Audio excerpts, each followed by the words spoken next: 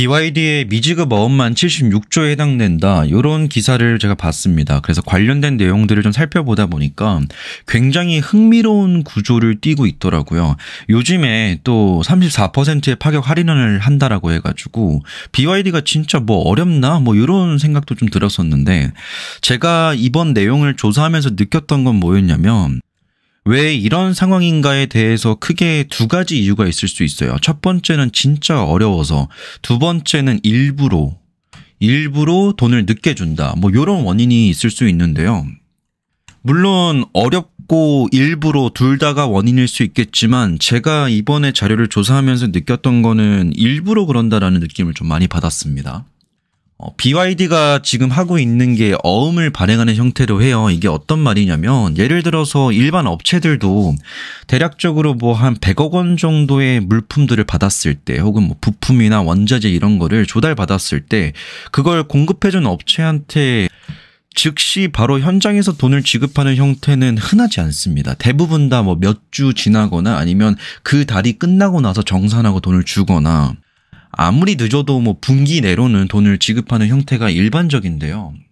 그렇게 돈을 못 주는 경우에는 부도 났다라고 표현을 하잖아요. 근데 BYD는 어떤 형태냐면, 바로 대금을 지급하는 건 당연히 아니지만, 얘네는 예를 들어서 100억 원 정도 가치의 무언가를 받았다라고 한다면 이에 해당되는 100억 원어치의 영수증인 어음을 발행합니다. 이제 어음에 이렇게 써 있는 거죠. 내가 누구로부터 100억 원 가치의 뭐뭐뭐를 받았음 해놓고 8, 9개월 뒤 혹은 심지어 뭐 1년 가까이 이후에 내가 돈을 주겠다라고 약속을 하는 겁니다. 그러면 이 협력사들은 최대 1년 뒤, 짧으면 8, 9개월 이후에 돈을 받을 수 있다는 거예요. 이들도 다 이러한 조건들을 알고, 이렇게 어음 발행한다는 걸 알고 납품을 했겠지만, 일반적인 매입 채무 회전 일수 DPU를 좀 보면, DPO를 보면 테슬라 같은 경우는 61일에서 90일 정도 되고요. 중국 내에 있는 지리 자동차 또한 110일 정도 수준을 유지하고 있습니다. 그리고 전기차와 2차전지 산업 평균을 봤을 때는 45에서 60일 정도 된다라고 하는데, BYD의 DPO를 분석해보면 재작년에 280.3일이었고요. 24년도에 277.5일입니다. 압도적으로 높은 DPO를 보이고 있는데, 이 DPO라는 게 뭐냐면, 이 회사한테 내가 뭔가를 줬을 때 그에 대한 대가를 지급받을 수 있는 기간이 277.5일이라는 겁니다. 굉장히 늦게 주는 거죠. 근데 늦게 주면 줄수록 애초에 내 수중에서 나갈 돈이 늦게 나가면 나갈수록 이득입니다. 왜냐하면 그만큼 회사는 더 운전자분을 안정적으로 끌고 갈 수가 있기 때문인 거예요.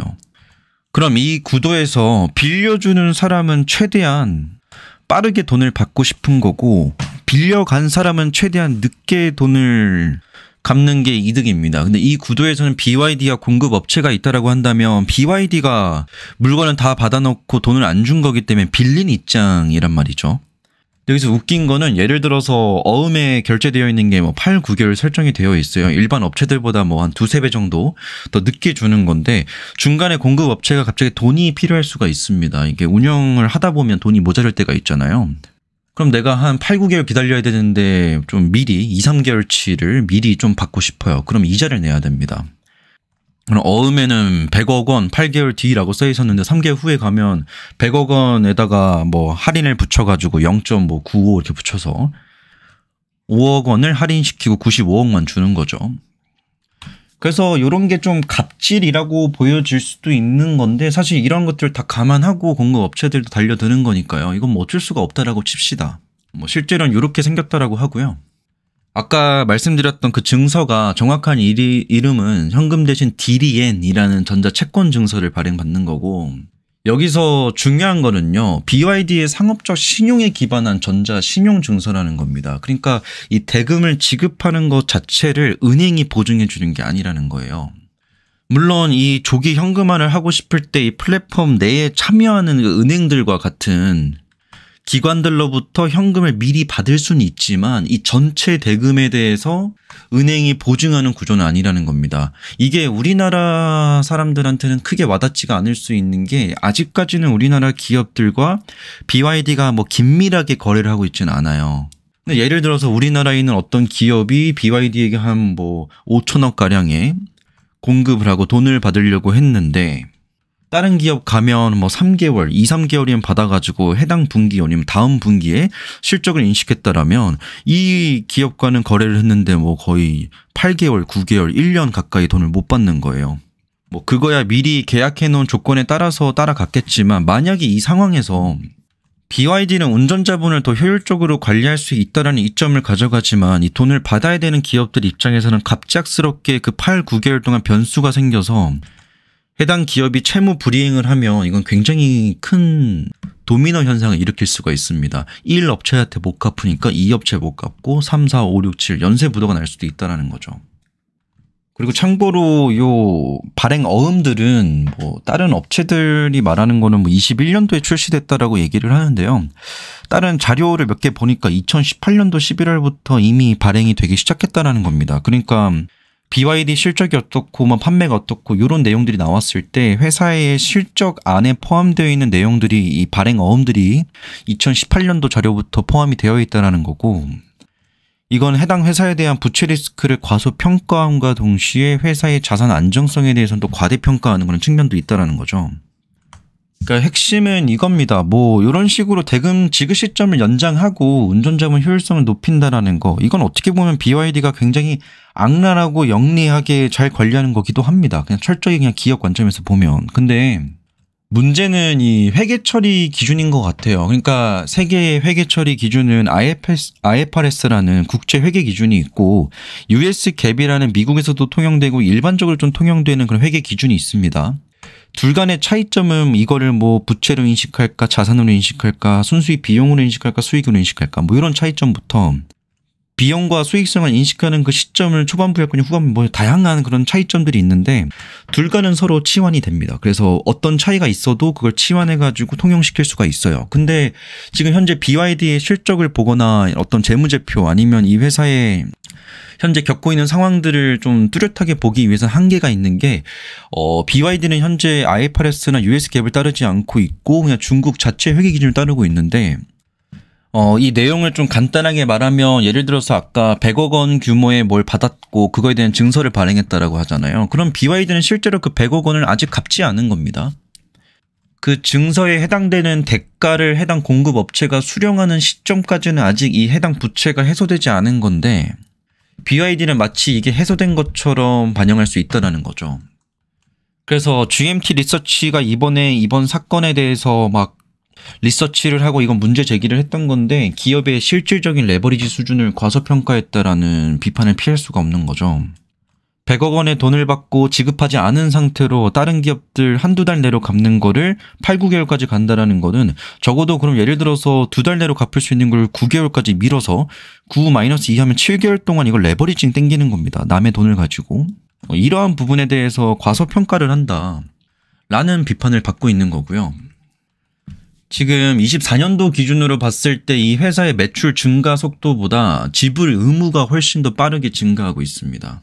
그러니까 회사가 무한 성장하는 과정에서는 이게 크게 문제가 없을 수가 있어요. 근데 어떠한 이벤트에서건 돌발 변수건 뭐 갑자기 공급망에 차질이 생겨서 아니면 어떤 문제가 생겨가지고 한 번이라도 이 흐름이 끊기게 되었을 때는 지금은 의도적으로 지급기를 연장하고 있는데 한 번이라도 이 흐름이 끊겼을 때는 연쇄적으로 지급 불이행이 일어날 수 있다라고 저는 생각을 합니다.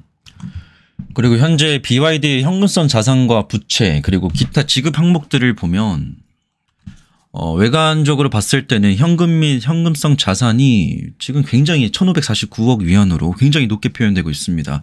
23년도 대비해서 거의 절반 50% 이상 상승을 했는데 또 여기서 계속해서 이자를 내야 되는 낮은 이자를 내야 되는 부채 또한 낮은 규모이기 때문에 낮은 이자 발생 부채라고 제가 표현을 했고 2,890억 위안 규모의 지급어음과 2,375억 위안의 매출 채권이 쌓여 있는데 해당 자금들은 1년 내로 길어야 1년 내로 갚아야 되는 돈들이기 때문에 갚아야 되는 돈들을 내가 품고 있는 운전자분에 포함한 상태이기 때문에 사실상 단기 금융조달 성격에 가깝습니다. 그래서 요거를 단기 금융조달이기 때문에 부채로 반영하게 된다면 지금 BYD가 표현하고 있는 우리의 부채 상태는 굉장히 좋다라는 것보다 훨씬 더 위험한 수준으로 표현될 수 있다라고 좀 보여집니다. 그래서 이번에 GMT 리서치에서는 이렇게 얘기를 했어요. 부채를 은폐하려는 메커니즘이 좀 있다. 부채를 운전자본의 일부로 보이게 하려는 재주가 있다라는 거죠. 회계 처리의 논쟁에 대해서는 어차피 중국 기업들은 이 회계 기준이 잘 맞지 않기 때문에 이건 좀 논하기도 되게 좀 복잡한 내용인 것 같고, 아까도 보여드렸던 거긴 한데 기타 지급금 규모가 21년도에서 23년도까지 거의 4배 증가했어요. 실제로 23년도 말 대비해서 24년도 또한 굉장히 크게 증가한 걸 볼 수가 있고요. 근데 이게 왜 이렇게 많이 증가했는지에 대한 세부 정보를 조회할 수가 없습니다. 뭐 중국 사이트를 뒤져봐도 알 수가 없고, 회사가 공개해 놓은 그런 회계 보고서만 보고 이렇게 추정을 좀 해봐야 되는데, 이 전반적인 내용을 좀 요약을 해보면요. 미지급 어음만 76조다. 이게 정확한 시세는 좀 알아봐야겠지만 해당 리서치에서는 63조 정도로 표현을 하고 있습니다. 이것도 굉장히 큰 돈이고, 결국 이런 식으로 계속 미지급 어음들이 쌓여가는 이유는 BYD가 다른 회사들과 다른 구조로 대금을 지급하고 있다는 거고, 이 어음을 발행하는 구조 자체가 짧아야 8, 9개월이고 길면 1년까지 유지된다는 건데, 구조가 희한하긴 해도 이런 것들에 동의하고 공급을 하는 업체들이 있는 거지 않습니까? 그 문제는 지금처럼 뭐 무난하게 어느 정도 대금을 그래도 좀 늦더라도 지급할 수 있으면 괜찮습니다. 근데 언젠가는 문제점이 생길 수 있다라는 말이죠. 그래서 저는 여기에 나온 건 BYD 내용이었는데, CATL 또한 262일로 만만치 않게 긴 매입채무 회전 일수를 보이고 있습니다. 근데 이거는 좀 다른 맥락이긴 해서, 중국 업체들과 만약에 어떤 관계를 맺는다라고 했을 때 사실 무작정 중국 기업이니까 뭐 쓰레기야, 기술 별로야, 이런 지금 시대는 좀 지난 것 같습니다. 배울 부분들은 배울 부분들이 있는데요. 문제는 이제 중국 기업들과 교류를 할 때 가장 큰 문제점은 회계 기준이 보편적인 기준을 따르지 않는다라는 겁니다. 그래서 이 회사가 겉으로 보기엔 멀쩡해 보이고 거래함에 있어서도 신용이 괜찮은 것 같은데 막상 거래를 해보면 제때제때 납품을 안 해주거나 제때제때 대금을 지급하지 않거나 이러한 상황도 있기 때문에 중국 기업과 거래를 할 때는 이러한 부분들을 충분히 검토해야 된다라고 보여집니다. 사실 저도 아직까지는 좀 풀리지 않은 미스터리가 있는 게, 얘네가 자금 돌려막기 한계 달했다라고 뭐 기사가 나와 있어서 내용들을 살펴봤지만 자금을 돌려막는 이유가 두 가지가 있지 않습니까? 첫 번째가 정말 어려워서, 두 번째가 일부러 지금 좀 돈을 운전자본을 확보하려고 그러는 거다일 텐데, 이 둘 다일지 아니면 이 중에서 하나일지 그게 좀 궁금합니다. 제가 지금 파악하기로는 일부러 좀 늦춘다라는 것도 있고, 외부적으로 나오는 내용과 달리 실제로 BYD가 계속 이런 손실들을 감안하면서 시장을 장악하기 위해서 치킨 게임을 하고 있는 게 아닐까, 이런 생각이 듭니다. 오늘 영상은 여기까지고요. 혹시 또 이런 관련된 내용에 대해서 잘 알고 계신 분들이 있다면 댓글로 좀 알려주시면 너무 감사하겠습니다.